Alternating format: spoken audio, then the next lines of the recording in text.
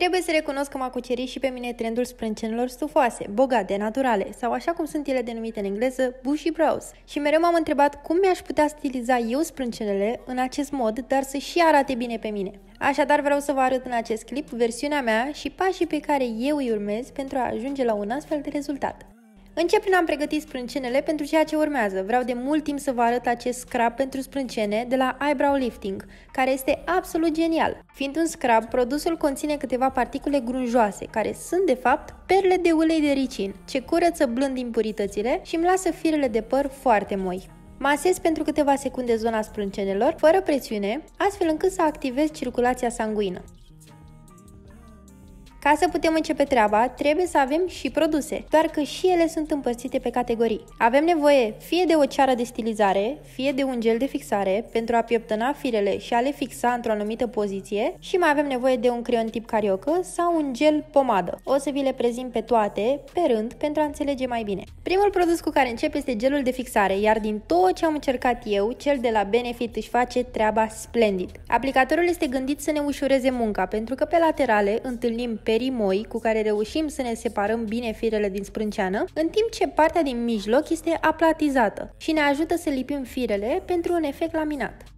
Voi începe chiar de la baza firelor, folosind perii din aplicator în ideea de a separa firele, iar odată ce ajung la jumătatea sprâncenei, întorc aplicatorul și apăs cu puțină presiune partea aplatizată, glisând în sens ascendent. Repet de câteva ori acest gest până când ajung la rezultatul dorit. Cam aceasta este mișcarea pe care trebuie să o aveți dacă vă doriți la final ca genele să prindă un efect laminat.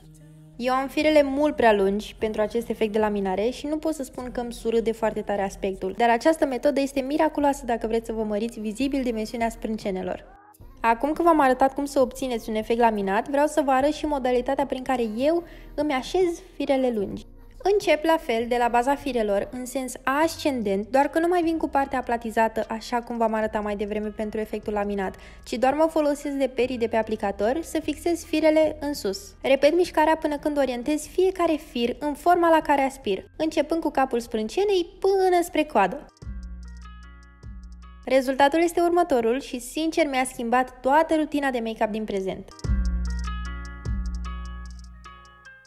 Dacă nu aveți neapărat un gel de fixare, puteți folosi pentru ce v-am arătat mai devreme și o ceară de stilizare. La acest capitol îmi place foarte mult cea de la Anastasia, care pe lângă faptul că arată foarte interesant și este un produs cu adevărat transparent, după cum se poate și observa, fixează într-adevăr formidabil.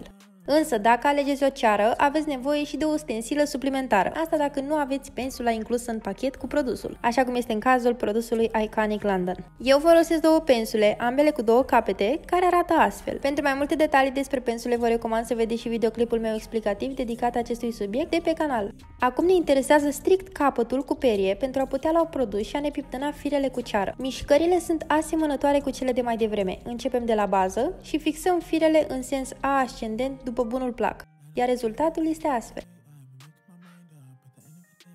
Pentru că și mie îmi rămân câteva spații goale în interiorul sprâncenei, trebuie să le completez, iar pentru acest pas am nevoie de un creion tip cariocă. Și acestea vin în diverse forme, fie în cea clasică, precum este creionul de la NYX, fie cu vârful în trei lungimi pentru un efect de micropigmentare. V-am arătat și pe Insta Story că cele de la NYX sunt geniale, eu le folosesc chiar și pe post de eyeliner. Ce fac eu este să folosesc două nuanțe, însă nu este greșit nici dacă aveți o singură nuanță. Încep cu nuanța mai deschisă de la jumătatea sprâncenei spre coadă pentru a forma o bază uniformă de culoare, iar când mă îndrept spre prima jumătate, adică spre capul sprâncenei, aleg nuanța un pic mai închisă și încep să creionez firele false. Puteți să nu mai umpleți golurile cu culoare și pur și simplu toată sprânceana să o formați din fire false, însă, personal, aleg să le conturez puțin. Vreau să rețineți că eu doar vă arăt varianta mea și poate vă ajut cu câteva sfaturi. Dacă voi aveți o altă rețetă, nu înseamnă că este greșită atâta timp cât vă place.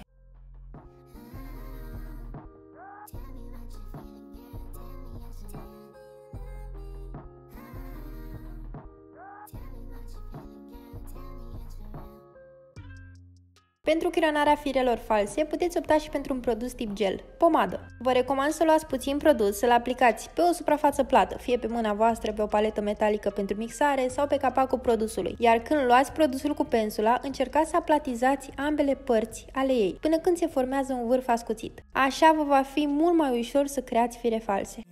feelings are dried up, but everything changed with me and you now. We couldn't be right enough. We're walking hand in hand, fingers locked, no doubts or questions.